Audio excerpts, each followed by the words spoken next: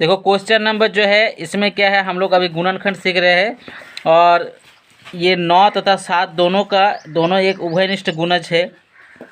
Sorry, 9 तथा 7 दोनों का एक उभयनिष्ठ गुणज संख्या ए है। यह संख्या 1200 और 1300 के बीच है, 1200 और 1300 बीच। तो संख्या ए क्या है? तो इस मैथ को देखो किस तरह से बनाया गया है, समझते हैं। तो क्वेश्चन में हम लोग को क्या बताया गया है कि क्वेश्चन में बताया गया कि 7 और 9 7 एक ऐसा 1200 और 1300 के बीच कोई एक ऐसा संख्या है, 1200 और 1300 के बीच एक ऐसा संख्या है जो क्या है 9 और 7 दोनों से भागा जाए। तो ऐसा तो बहुत सारा संख्या है जो आपका 9 से सिर्फ भागा जा सकता है या 7 से भागा जा सकता है, लेकिन 9 और 7 दोनों से भागा जाए तो इसलिए क्या करना पड़ेगा, हमें 9 और 7 को गुना कर देना पड़ेगा। तो इसका क्या होगा 63। तो देखो 63 एक ऐसा संख्या है, अगर हम लोग देखें कि 63 एक ऐसा संख्या है जो 9 से भी भागा जा सकता है और 7 से भी भागा जा सकता है कि नहीं। 63 एक ऐसा संख्या है जो 9 से भी भागा जाएगा और 7 से, क्योंकि देखो 9 1 जा 9, 9 2 जा 18, 3 9 जा 27 एंड 9 4 जा 36, 9 5 जा 45, 9 6 जा 56 एंड 9 7 जा 63। तो इस तरह से क्या हो गया, मतलब तो इस तरह से क्या हो गया कि 9 को अगर हम भागा देंगे तो 7 बार चलाएंगे तो 63 हो जाएगा, और 7 को अगर 63 से भागा देंगे 9 से तो 9 बार चलाएंगे तो हो जाएगा। इस तरह से भागा करना आपको एटलीस्ट आना चाहिए।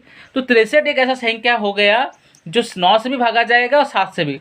तो क्यों ना हम अगर 63 1200 और 1300 के बीच भागा जाता है, ध्यान से समझना, अगर 63 1200 और 1300 के बीच भागा जाता है, ऐसा कोई संख्या है 1200 1300 के बीच 63 से भागा जाता है, तो डेफिनेटली वो 9 से भी भागा जाएगा और 7 से भी भागा जाएगा। तो हम लोग ने क्या किए, हम लोग 63 को जो फाइनल है सबसे बड़ा है वो 1300 से भागा देने का कोशिश करेंगे। तो हम लोग क्या किए, देखो 63 1 जा 63 और 63 2 जा क्या कितना होता है 126। तो इससे क्या हो गया 4 बच गया और ये तो मेरा कट जाएगा, ठीक है, ये हाथ एक चला गया। तो इस तरह से 40 बच गया। अब तो 40 जो है तो 40 तो 63 से नहीं जाएगा क्योंकि इससे छोटा है। तो क्या है, इसीलिए क्योंकि देखो ये 4 बचा, 4 और 4 बचा, तो एक बार 0 उतरा। जब एक बार कोई भी चीज़ को उतारते हैं तो एक बार हमें भागा करना पड़ता है। तो क्या 63 को एक बार भी चलाएंगे तो 40 से बड़ा हो जाएगा, इसलिए हम लोग 0 से चलाएंगे। किससे चलाएंगे? 0 से। 0 से चलाने के बाद ये क्या 0 0 आ गया। तो अभी मेरे पास क्या बचा, सिर्फ 40 बचा। अभी क्या बचा मेरे पास, 40 बचा। ये जो 40 बच गया, ये जो 40 बच गया, अब देखो मतलब ये 40 बच गया तो हम लोग को पता होना चाहिए कि देखो 63 जो है पूरा पूरी भागा नहीं जा रहा है 63 से, इसके लिए ये 40 रिमाइंडर बच रहा है। तो इसका एक सिस्टम है कि 1300 से अगर हम 40 भागा दे देंगे कितना हो गया, 1260 हो गया। तो एक प्रकार से मान के चलो, इसका एक एग्जाम्पल दिखाते हैं कि अगर 2 को हम अगर 7 से भागा देते हैं, क्या 7 से भागा जाएगा? नहीं जाएगा। हम लोग जानते हैं 3 2 जाए कितना होता है 6 होता है। तो एक बच गया। तो हमें अब कैसे पता करें कि 2 किस से भागा जाएगा? तो हम लोग कर सकते हैं कि नहीं कि अगर हम 7 से अगर 1 घटा देंगे तो 6 हो गया कि नहीं। 7 से अगर हम 1 घटा देंगे 6 हो गया। अब देखो ये 6 को अगर 3 2 जा 6 तो पूरा कट रहा है कि नहीं। तो उसी प्रकार हम लोग अगर ये 1300 है, 1300 से अगर 40 गया तो 1260 हो गया। अब जो 1260 हो गया, अब हम लोग क्या है कि हम लोग देखो यहाँ पर एक गलती हो गया, इसको मैं दिखाता हूँ क्या किया गया है यहाँ पर। तो देखो 63 को हम 1260 से भागा देने की कोशिश करेंगे। तो देखो ये क्या 2 से अगर गुना करेंगे तो क्या होगा 126 होगा, है कि नहीं। तो अगर हम यहाँ पर एक 0 देते हैं तो यहाँ पर भी एक 0 आ गया। तो इस तरह से ये पूरी कट गया। तो इसका मतलब क्या है कि 63 जो है 1260 से भागा जाएगा। तो इसका मतलब 1260 से अगर 63 भागा जा रहा है तो इसका मतलब 9 भी 1260 से भागा जाएगा और 7 से भी भागा जाएगा। अगर आपको यकीन नहीं आता है खुद से भागा करके देख लो, 100% भागा जाएगा। समझ में आया यहाँ तक? तो अतः क्वेश्चन को आप समझते हैं कि क्वेश्चन ने हमें लोगों को क्या समझाने की कोशिश किया है कि देखो क्वेश्चन जो है वो बताया कि 9 तथा देखो ध्यान से, 9 तथा 7 दोनों एक उभयनिष्ठ गुणज है, दोनों का एक उभयनिष्ठ गुणज संख्या है, तो उसका उभयनिष्ठ गुणज संख्या क्या ए है, तो ए क्या हो गया, तो ए ही हो गया। अब देखो समझो फिर से को कि 9 और 7 का एक उभयनिष्ठ गुणज क्या हो गया, ए हो गया, और ये ए कौन है, ये ए हो गया 1260। क्योंकि ये 1260 क्यों है आप लोग पूछोगे, क्योंकि मुझे बताया गया है कि ये 1300 और 1200 के बीच में है कि नहीं। तो ऐसा नहीं कि हमको 1000 के नीचे भी बहुत सारा संख्या हो जो 63 से कट सकता है, 1200 से ऊपर भी बहुत सारा संख्या 63 से कट सकता है, लेकिन हमें तो वो नहीं बताया गया है कि उभयनिष्ठ गुणज मतलब इन दोनों से भागा जा सकता है। उभयनिष्ठ गुणज इन दोनों का एक प्रकार, गुणज मतलब क्या होता है, सिंपल सा एक समझ लो, मल्टीप्लिकेशन। गुणज मतलब क्या होता है, मल्टीप्लिकेशन। जैसे हम लोग का क्या हो गया कि जैसे दो का गुणज क्या हो गया, 2 2 1 जा 2 2 2 जा 4 2 3 जा 6 2 4।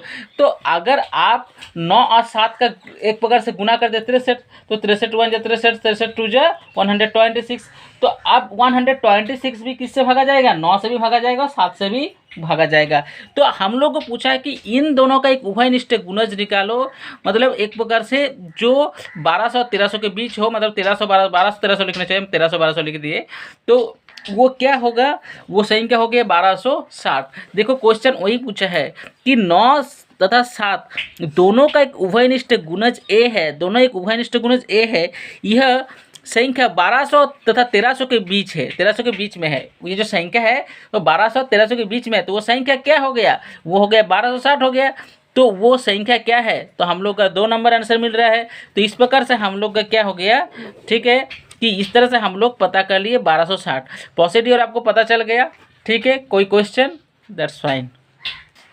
2 नंबर क्वेश्चन को हम लोग समझते हैं। 2 नंबर क्वेश्चन है 6 के पहले 4 गुणजों का योग। तो इस तरह से देखो 6 के पहले 4 गुणजों का योग किस तरह से हम लोग करेंगे। तो देखो इसको किस तरह से किया गया है। सबसे पहले आपको पता होना चाहिए गुणज क्या है। गुणज मतलब एक प्रकार से मल्टीप्लिकेशन। तो क्या होता है कि 6 का 6 1 जा 6 6 2 जा 12 6 3 जा 18 और 6 4 जा 24। तो इसको हम लोग देखो इसको क्या करेंगे, अब जोड़ करेंगे। तो 6 12 18 24, तो 6 और 12 कितना 18 हो गया, और इधर 18, तो 18 18 36 और 36 के साथ 24 जोड़ करेंगे तो कितना हो जाएगा 60। तो इस तरह से हो गया इसका आंसर 60। कोई समझने में किसी को प्रॉब्लम? देखो 6 के प्रथम 5 गुणजों का योग से आने वाली संख्या के दहाई और इकाई के स्थानों पर आए अंकों का अंतर। बहुत ही सिंपल क्वेश्चन है, लेकिन थोड़ा समझने में प्रॉब्लम है। इसको फिर से पढ़ रहा हूँ। 6 के प्रथम 5 गुणजों का योग, मतलब 6 जो संख्या है उसका पहला 5 गुणज करना होगा। ध्यान दीजिए,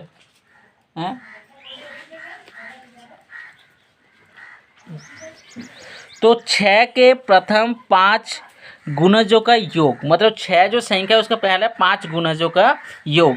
तो देखो यहाँ पर समझ लो कि 6 के पहले प्रथम 5 गुणज किस तरह से होता है। 6 के प्रथम 5 गुणज क्या होगा, 6 6 1 6 1 जा 6 6 2 जा 12 6 3 जा 18 6 4 जा 24 एंड 6 5 जा 30। तो 5 गुणज हो गया। अब 5 गुणजों का योग, तो देखो 6 12 18 24 और 30।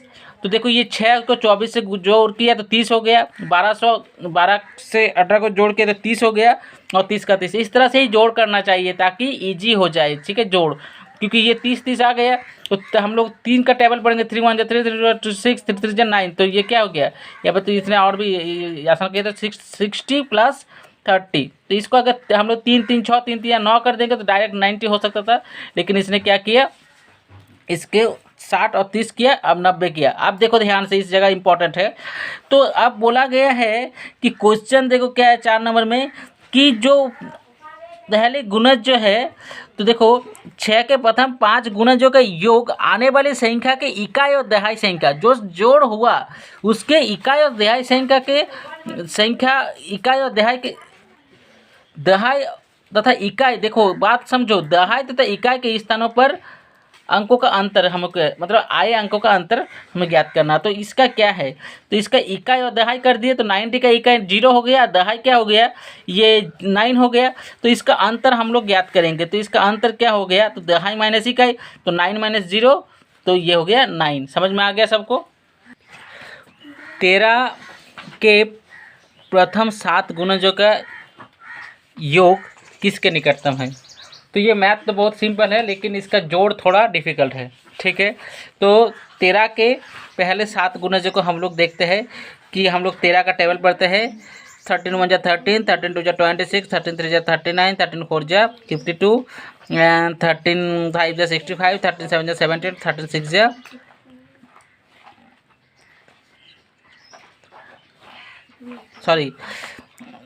13 1 जा 13, 13 2 जा 26, 13 3 जा 39, 13 4 जा 52, 13 5 जा 65, 13 6 जा 17, 13 7 जा 91। तो इसको हम लोग जोड़ेंगे, पहले 7 गुणजों का योग। तो देखो 13 और 26 को 39 हो गया, 39 और इधर 91 को 130 हो गया, 52 और 78 जो है, तो इस तरह से क्या हो गया, 130 हो गया। और ये 65 को इधर रख दिया। अब इसको हम लोग क्या किए, देखो 130 130 260 हो गया, और 39 और 65 क्या हो गया, 104 हो गया। तो इस तरह से जोड़ हो गया। अब उसके बाद देखो क्या हो गया, ये टोटल 364 हो गया। अब हम लोग क्वेश्चन को देखते हैं कि क्वेश्चन में देखो 5 नंबर क्या बता है कि इसका निकटतम कौन वाला हो। 364 तो किसी जगह नहीं है, तो देखो 364 के जस्ट सामने कौन है, 365 है। तो ये हो गया 364 का निकटतम संख्या हो गया 365। समझ में आ गया। तो 30 के गुणक है, तो 30 का गुणक क्या है, इसको हम लोग समझने का कोशिश करते हैं। 30 का गुणक, तो देखो गुणक एक मतलब अंग्रेजी में इसको हम लोग क्या कहते हैं, फैक्टर कहते हैं। क्या कहते हैं उसको, 30 का गुणक मतलब क्या कहते हैं, फैक्टर कहते हैं। समझ में आ गया। तो फैक्टर क्या होता है, देखो समझो। जैसे 30 किस किस से भागा जाएगा, देखो 30 जो है 1 से भागा जाता है, 30 2 से भी भागा जाता है, 30 3 से भी भागा जाएगा, 30 4 से भागा जाएगा, नहीं जाएगा। देखो 4 कितना, 30 से अगर 4 से भागा जाएगा तो हम भागा करके दिखाते हैं 30 को 4 से। तो 4 7 जा 28, तो 2 बच गया, तो इसलिए ये नहीं जाएगा। लेकिन 30 5 से भी भागा जाएगा, 30 6 से भी भागा जाएगा, 30 10 से भी भागा जाएगा, 30 15 से जाएगा, 30 30 से जाएगा। तो ये जो संख्याएँ है 30 किस किस से भागा जाता है, वही उसके गुणक हो गए, वही उसके फैक्टर हो गए। समझ में आ गया सबको। किसी को किसी क्वेश्चन नहीं ना, ओके दैट्स गुड। देखो 7 एक संख्या, देखो एक संख्या 7 नंबर का जो है क्वेश्चन है, एक संख्या। तो एक संख्या 50 से कम, तो सबसे पहले इसका ऑप्शन देखो 14 42 49 और 70। तो 14 से कम, सॉरी 50 से कम, तो ये फ़ोन नंबर आंसर प्रथम में गया, मतलब पहले गया है कि नहीं। फर्स्ट जो 4 का आंसर है, देखो ध्यान से किताब देख रहे हो सब कोई।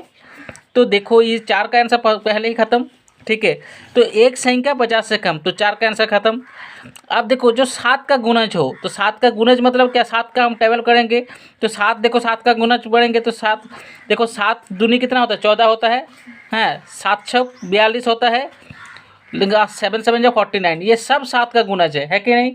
तो 7 का गुणज सब कोई है, लेकिन के तो बोल रहा है कि 50 से कम 7 की गुणज है, 7 के गुणज के कुल 3 गुणनखंड है, वो संख्या क्या है, देखो समझो। तो देखो क्या है कि यहाँ पे जो बताया गया है कि 7 के गुणज है, लेकिन के कुल 3 गुणनखंड है। तो देखो गुणनखंड निकालने के लिए सबसे पहले हम लोग क्या करेंगे, इसका एलसीएम करेंगे। तो देखो 7 7 जा 49, ये 7 ही आ रहा है। तो ये क्या अलग अलग गुणनखंड तो नहीं हुआ, ये सेम हो गया, तो ये खत्म यहाँ पर। और देखो एक 42 है, मतलब 42 है, तो हम लोग क्या 21 दूनी 42 होता है, और 3 7 जा 21। तो इस तरह से क्या हो गया, 2 3 7 अलग अलग हो गया। अगर 14 का हम लोग करते हैं तो 14 का देखो 2 7 जा 14, इसका भी 2 गुणनखंड हो गया। तो इस तरह से हम लोग लिख सकते हैं कि 2 गुना 3 गुना 7 क्या हो रहा है, देखो 42 हो रहा है। तो इसका 3 गुणनखंड हो रहा है कि नहीं।